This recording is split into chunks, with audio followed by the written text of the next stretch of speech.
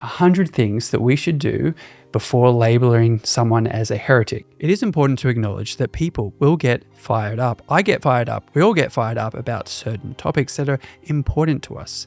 Yet let's look back upon what Jesus got fired up about. It is something that I see in the way that Jesus rejects the teachings of the Pharisees, who have had an incredible impact upon the people, who are laying on burdens upon others, and who are teaching this very legalistic idea of who God is.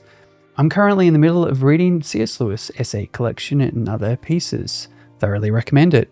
And I also want to give a disclaimer. I'm making this video, as C.S. Lewis pointed out, in a way that to spend my pastime, my free time, in something that I find thoroughly interesting. This video is simply that, a recreational time for me.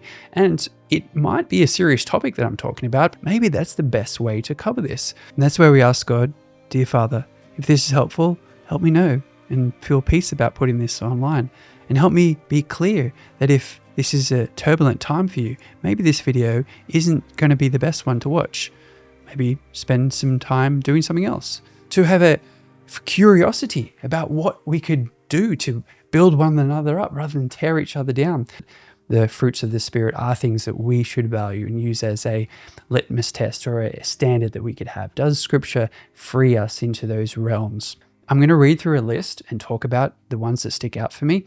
If some of these points are important to you, please let me know in the comments why, and I'd love to hear from you. Study the Scriptures and familiarize yourself with them. Get to know the Scriptures intimately. Understand the core doctrines. What are some of the overall arching ideas that are being exposed in the reading of Scripture? What are those core essential Christian beliefs? It might be just as interesting to try to ask a whole group of people from different Christian denominations or from outside of the faith what they see as the core Christian doctrines. Engage in prayer. So ask God to reveal what he is saying. Research the individual's belief. An interesting one. Gather accurate information about what they actually said, primary sources. Consult church authorities. Now, this is a very fascinating one because, for example, if you grew up in one particular denomination, let's call it denomination Y, and then you went and asked someone from denomination C or D, then, and there are probably that amount of denominations in Christian history, both Orthodox, Catholic, or Protestant, you'll get a different authority response on different topics. Check for misunderstandings. Do we actually understand what the person is saying?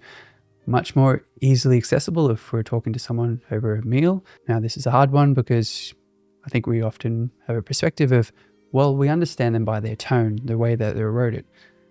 Tone might change in history. People maybe express things differently. Consider cultural context, both in the biblical text sense, but also if we're looking at, for example, Calvin or Luther, what context, politically, geographically, why did they say what they said? What were they up against? Look for common ground. I think that's an important one because it will highlight what are those essential beliefs that we hold from a diverse Christian perspective. Review early church fathers. The earlier, the better. Examine the canonical creeds. Consult scholarly resources. Again, realizing that they will be limited by a human perspective, just like we're interpreting Scripture. The next one I would summarize as publicly stepping into conversations, both with people you disagree with, but also others that may agree with you, and having that conversation in public where others can chime in. A sincere understanding of our limitation is analyzing that scriptural interpretation that we're having. A personal and subjective one is reflect on the personal relationship. Have you had bad experiences? Have you had good experiences? How does that influence the way you see that?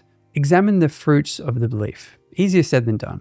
Important to have that over a large quantity of time. The next one is practice humility.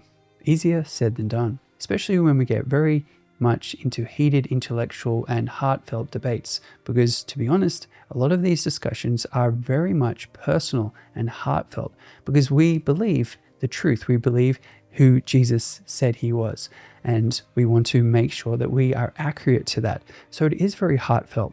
So practicing humility is even more important. This is an interesting one. Seek forgiveness. So make sure our heart is right before God before going to someone to try to correct them. Ensure your heart is free of judgmental attitudes. And that noise you heard is my camera finishing for the moment. It wanted a break. Memory was full. So I'm going to take a break and get back to you with part 2. Maybe there'll be a part 3. Hope you have a great day. Thanks for leaving a comment. Bye for now.